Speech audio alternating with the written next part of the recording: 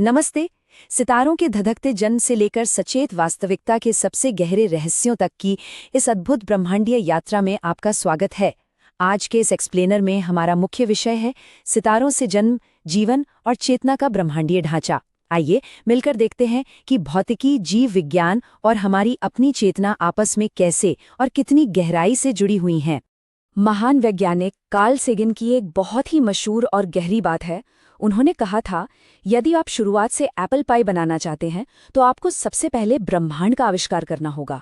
सुनने में थोड़ा अजीब लगा ना, लेकिन इसका सीधा सा मतलब ये है कि जीवन के सबसे साधारण तत्वों को भी बनाने के लिए, यहाँ तक कि हमारे खाने पीने की चीज़ों के लिए भी इस पूरी की पूरी सृष्टि की, इस ब्रह्मांड की ज़रूरत थी। हम सब उसी एक विशाल ब्रह्मांडीय रसोई से निकले हैं। तो इस विषय को गहराई से समझने के लिए हम 4 अहम पड़ावों से गुजरेंगे।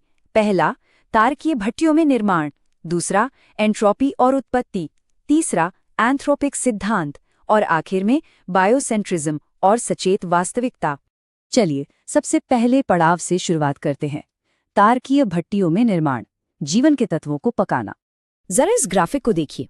बिग बैंग के ठीक बाद शुरुआती ब्रह्मांड में सिर्फ हाइड्रोजन और हीलियम जैसे बेहद सरल तत्व ही मौजूद थे।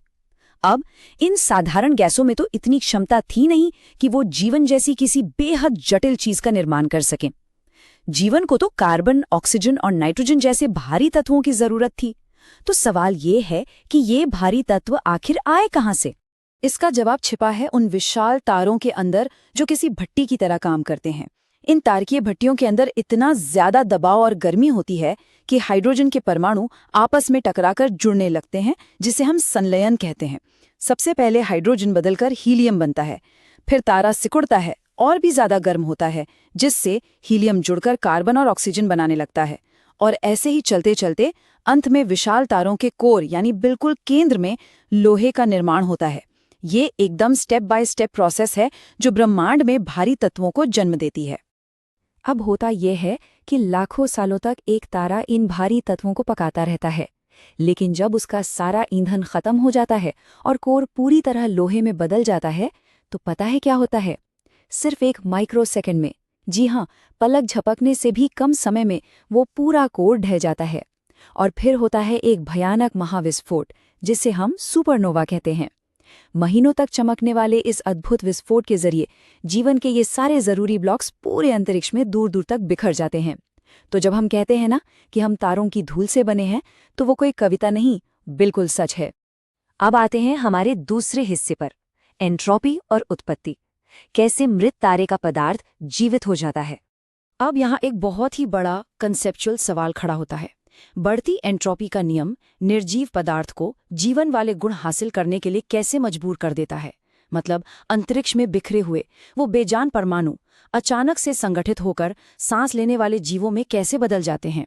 MIT के भौतिक विज्ञानी जेरेमी इंग्लैंड की एक बहुत ही दिलचस्प थ्योरी है। वो कहते हैं कि जीवन कोई जादुई एक्सीडेंट नहीं है, बल्कि ऊर्जा को फैलाने की ब्रह्मांड की जो एक जरूरत है ना, उसी की वजह से जीवन का जन्म लेना एक भौतिक अनिवार्यता है। एक तरह से इसे होना ही था। तो ये एंट्रोपी आखिर भला क्या है? देखिए, थर्मोडायनामिक्स का दूसरा नियम कहता है कि ऊर्जा हमेशा स्वाभाविक रूप से फैलने की कोशिश करती है। इसे ऐसे समझिए, जैसे अगर आप गर्म कॉफी का एक कप मेज पर रख दें तो वो धीरे धीरे ठंडी होती रहेगी जब तक कि उसका तापमान कमरे के बराबर न हो जाए। ऊर्जा का इस तरह एक जगह से निकलकर चारों तरफ फिकरना, बस यही एंट्रोपी है। पर इसका जीवन से क्या लेना देना है? जेरेमी इंग्लैंड के फॉर्मूले के मुताबिक अगर आप एक तरफ निर्जीव कार्बन के गुच्छों को रखें और दूसरी तरफ जीवित चीजों को, तो जीवित चीजें बाहरी ऊर्जा को सोखने और उसे गर्मी के रूप में आसपास फैलाने में कहीं ज्यादा माहिर होती हैं। भौतिकी की नजर से देखें तो ऊर्जा को कुशलता से बिखेरने यानी एंट्रोपी को बढ़ाने का सबसे बेहतरीन तरीका है जिंदा होना। इस एनिमेशन पर गौर कीजिए। जब किसी निर्जीव पदार्थ पर सूरज जैसे किसी बाहरी स्रोत से लगातार ऊर्जा पड़ती है, तो वो परमाणु खुद ब खुद आपस में जुड़कर जटिल संरचनाएं बनाने लगते हैं। क्यों? ताकि वो उस ऊर्जा को और भी बेहतर तरीके से सोख सकें और फैला सकें। सीधे शब्दों में कहें तो ऊर्जा को फैलाने की यही जबरदस्त होड़ पदार्थ को जीवित होने की दिशा में धकेल देती है। तो चलिए अब इस कहानी के तीसरे पड़ाव की तरफ बढ़ते हैं, एंथ्रोपिक सिद्धांत, फाइन ट्यूनिंग का रहस्य। अगर हम जीव विज्ञान से थोड़ा पीछे हटें और पूरे ब्रह्मांड के नियमों को देखें तो एक चौंकाने वाला रहस्य सामने आता है। भौतिकी के ऐसे दर्जनों नियम और स्थिरांक हैं जो बिल्कुल परफेक्ट सेट हैं। जैसे गुरुत्वाकर्षण बल एकदम सटीक है, थोड़ा कम होता तो तारे कभी बनते ही नहीं। परमाणु बल बिल्कुल सही है, जिससे अणु आपस में जुड़े रहते हैं। और ब्रह्मांड के फैलने की गति भी इतनी संतुलित है कि ब्रह्मांड तुरंत अपने आप में ही नहीं सिकुड़ता। ऐसा लगता है जैसे किसी ने इन सारे पैमानों को खास हमारे जीवन के लिए एकदम बारीक तरीके से सेट किया हो। यहीं पर एंट्री होती है एंथ्रोपिक सिद्धांत की। ये सिद्धांत इस फाइन ट्यूनिंग के रहस्य को बड़े ही सरल तरीके से समझाता है। इसके अनुसार ब्रह्मांड जीवन के लिए इतना अनुकूल इसलिए लग रहा है क्योंकि अगर ये ऐसा नहीं होता तो इसके बारे में ये सारे सवाल पूछने के लिए हम और आप यहाँ मौजूद ही नहीं होते। मतलब अवलोकन या ऑब्जर्वेशन तभी मुमकिन है जब ब्रह्मांड उसके लायक हो। हम केवल उसी ब्रह्मांड को देख पा रहे हैं जिसने हमें देखने लायक बनाया है। इसी कड़ी में महान भौतिक विज्ञानी जॉन व्हीलर ने क्वांटम थ्योरी का इस्तेमाल करके एक और विचार रखा, जिसे सहभागी एंथ्रोपिक सिद्धांत कहते हैं। उनका मानना था कि जीवन के आने से पहले का जो ब्रह्मांड था वो सिर्फ संभावनाओं की एक धुंधली स्थिति में था। जब कोई पर्यवेक्षक यानी ऑब्जर्वर आया तभी ब्रह्मांड मजबूर होकर एक ठोस वास्तविकता में बदला। सोच कर देखिए, इसका मतलब ये है कि एक ऑब्जर्वर सिर्फ ब्रह्मांड को देख नहीं रहा है बल्कि उसे अस्तित्व में ला रहा है। और यही कमाल का विचार हमें हमारे आखिरी और सबसे दिलचस्प हिस्से तक ले जाता है, बायोसेंट्रिज्म और सचेत वास्तविकता प्रतिमान को उलटना। डॉक्टर रॉबर्ट लैंजा का यह बायोसेंट्रिज्म का सिद्धांत हमारी पारंपरिक भौतिकी को पूरी तरह से सिर के बल खड़ा कर देता है।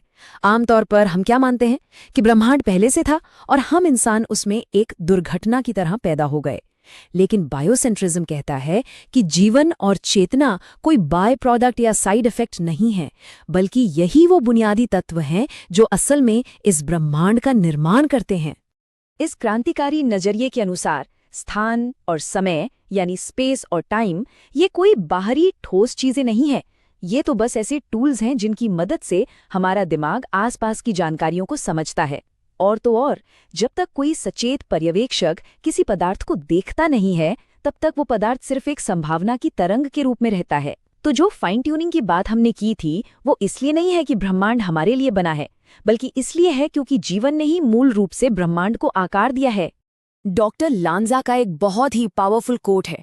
वो कहते हैं, न्यूरॉन्स परमाणु नहीं, हमारी इस पर्यवेक्षक निर्धारित दुनिया की नींव हैं। इसका सीधा सा मतलब ये है कि जिसे आप बाहर की एक भौतिक दुनिया समझकर अनुभव कर रहे हैं वो असल में आपके दिमाग के न्यूरो सर्किटरी के अंदर चलने वाली एक बहुत ही उलझी हुई प्रोसेस है। आप जो कुछ भी देखते या महसूस करते हैं वो सब आपके दिमाग के अंदर ही तो प्रोसेस हो रहा है।